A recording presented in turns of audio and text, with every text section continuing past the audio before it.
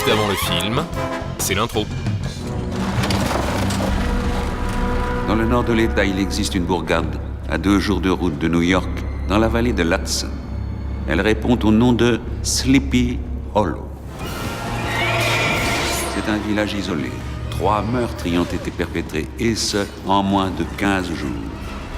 Les 3 victimes ont eu la tête fauchée. Vous avez la tête fermement vissée sur les épaules? Les frasques de votre petite sœur gothique ne vous font pas broyer du noir? Vous vouez un culte aux productions de la Hammer et les chevaux au galop sont votre dada? Vous êtes le client idéal pour Sleepy Hollow de Tim Burton. Mais tous les autres n'ont pas à tourner Kazakh, sont également les bienvenus.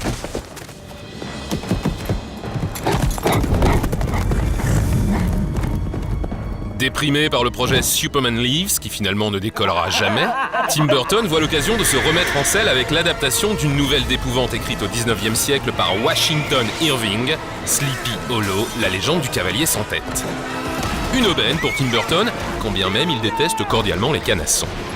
Nous avons affaire à un dément. En revanche, il est pétri d'admiration pour Le Crapaud et le Maître d'école, un dessin animé de Disney qui est aussi, en 1949, la première adaptation de la nouvelle. Alors oui, les croissements qu'on entend ça et là constituent un clin d'œil batracien. Ichabod Crane, c'est vous? En personne. Burton décide de faire d'Ichabod Crane un inspecteur de police new-yorkais envoyé dans une bourgade de la vallée de l'Hudson, Sleepy Hollow donc, pour enquêter sur une série de meurtres par décapitation. Y a-t-il un suspect? Des exactions que les notables du cru attribuent à un mystérieux cavalier sans tête revenu de l'enfer. Les têtes auraient donc disparu. Emporté par le cavalier sans tête. En enfer avec lui. Scientifique pragmatique, Je crois au sens et à la raison. Aux causes et aux conséquences. mais arachnophobe et terriblement émotif, il tourne de l'œil une demi-douzaine de fois,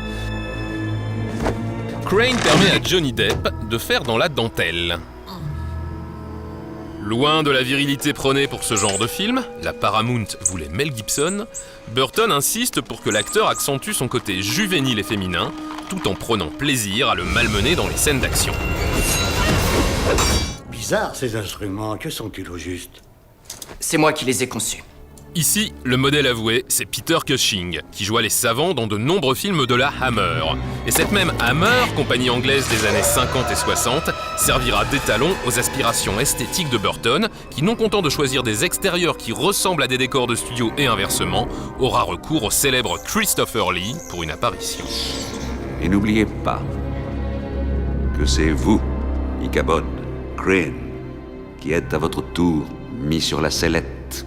L'autre influence revendiquée, c'est le cinéaste italien Mario Bava, dont Burton est un admirateur forcené. Au détour d'un instrument de torture, c'est le masque du démon qui est ici ouvertement porté. Ah! La noirceur porte plus d'un masque. Aucun n'est aussi dangereux que le masque de la vertu. Gothique toujours, la poupée Christina Ricci, décrite par le cinéaste Corbeau comme l'hypothétique enfant de, attention les yeux exorbités, Bette Davis et Peter Lorre. Et quelle tête pour notre cavalier décapité, qui sous sa lame en fait valser pas moins de 18. Aussi nette que la luzerne sous les coups du moissonneur. C'est Christopher Walken, pas vraiment enseveli sous les lignes de texte. Burton s'est-il souvenu qu'en 1983, dans le Dead Zone de Cronenberg, il jouait un prof demandant à sa classe de lire La légende de Sleepy Hollow. Êtes-vous toujours aussi sûr de tout?